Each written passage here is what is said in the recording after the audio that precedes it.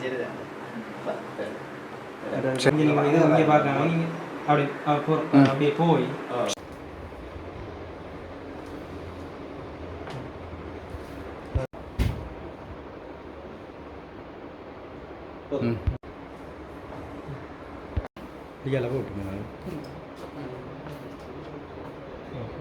வணக்கம். நான் மதியழகன் டினோயன். நடைபெற்று முடிந்த காப்பது உயர்தர பரீட்சையில் பகுதி விஞ்ஞான பிரிவில் மாவட்ட மட்டத்தில் முதல் நிலையை பெற்றுள்ளேன்.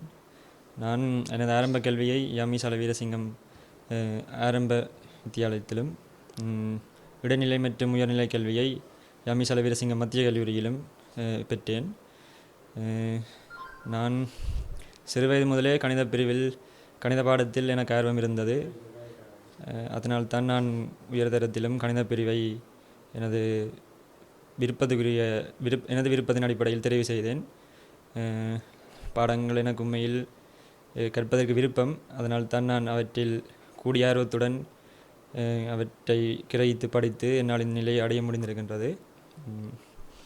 நான் இந்நிலைக்கு வருவதற்கு எனது பெற்றோர்கள், அம்மா, அப்பா, சகோதரர்கள், பாடசாலை ஆசிரியர்கள், பாடசாலை நிர்வாகம், தனியார் கல்விநிலைய ஆசிரியர்கள் அனைவரது பங்களிப்பும் உதவியும்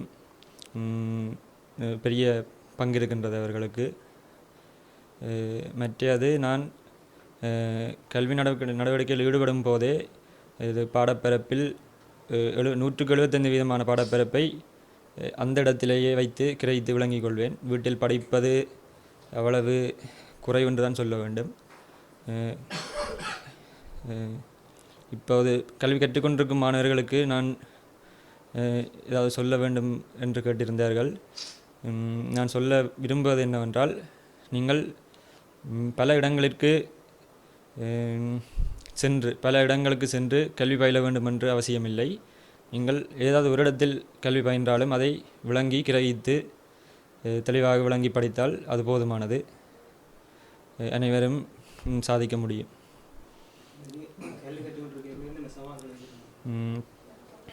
நான் இங்கிருந்து எனது பாடசாலை எனது வீட்டிற்கு அருகாமையில் தான் உள்ளது. அவர்கள் உண்மையில் எனது கல்வி நடவடிக்கைகளுக்கு பெரிய ஒத்துழைப்பு வழங்கினார்கள். தனியார் கல்வி நிலையம் நான் யாழ்ப்பாணம் நகரத்தில் சென்று கல்வி கற்றேன்.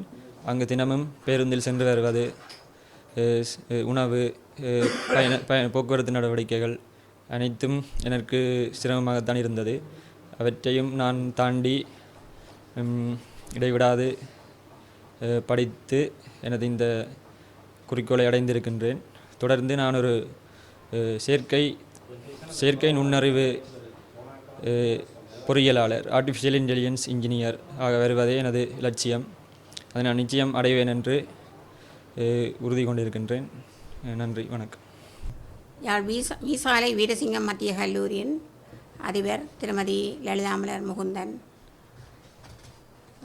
கதைக்கின்றேன். எங்களுடைய கல்லூரியிலிருந்து கணித பிரிவின் காப்பத்த உயர்தர பரீட்சைக்கு தோற்றிய செல்வன் மதியழகன் டினோஜன் மாவட்ட மட்டத்தில் 1வது இடத்தையும் தேசிய மட்டத்தில் 47வது இடத்தினையும் பெற்றிருக்கின்றார். எங்களுடைய கல்லூரியினை பொறுத்தவரையில் நாங்கள் ஏற்கனவே தரம் 5 புலமைப்பரிசில் பரீட்சையிலே தேசிய மட்டத்தில் 1ஆம் இடத்தை பெற்றிருந்தோம். அதைத் தொடர்ந்து கடந்த 2020ஆம் ஆண்டு உயர்தர உயிரியல் பிரிவிலே செல்வி கனகேஸ்வரன் கவினா என்ற மாணவி மாவட்ட மட்டத்திலே, யாழ் மாவட்ட மட்டத்திலே உயிரியல் பிரிவிலே 1ஆம் இடத்தினை பெற்றிருக்கின்றார். அதனைத் தொடர்ந்து 3 வருடங்களின் பின்னர் செல்வன் டினோஜன் அவர்கள் கணித பிரிவிலே 1ஆம் இடத்தினை பெற்றிருப்பது எங்களுடைய கல்லூரிக்கு மிகவும் மகிழ்ச்சியாக இருக்கின்றது. உண்மையில் உயர்தர கணித விஞ்ஞான பிரிவுகள் ஆரம்பித்து இது 10வது பேட்சாக இவர்கள் இம்முறை பரீட்சைக்கு தோற்றியிருந்தார்கள்.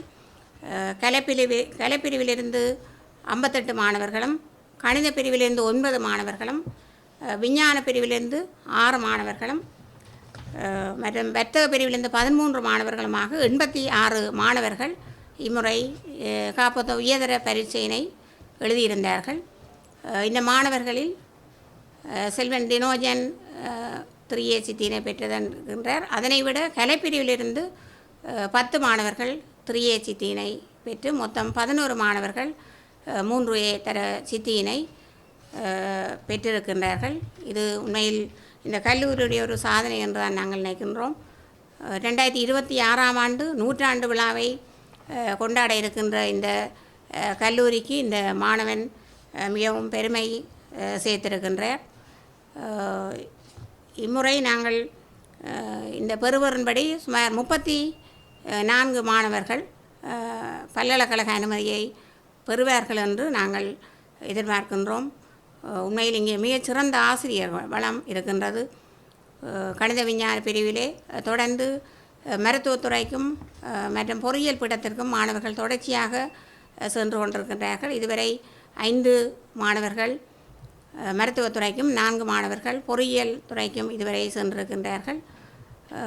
ஆகவே இந்த சாதனையை நிகழ்த்துவதற்கு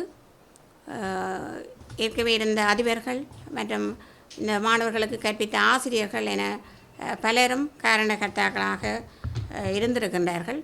இந்த மாணவரை பற்றி நான் விசேடமாக கூறுவதாக இருந்தால் 2 முக்கிய விடயங்களை கூற வேண்டும். ஒன்று, அவர் செல்ஃப் ஸ்டடி தானாகவே தேடி கற்பதில் உண்மையில் ஒரு சிறந்த மாணவராக இருந்தார்.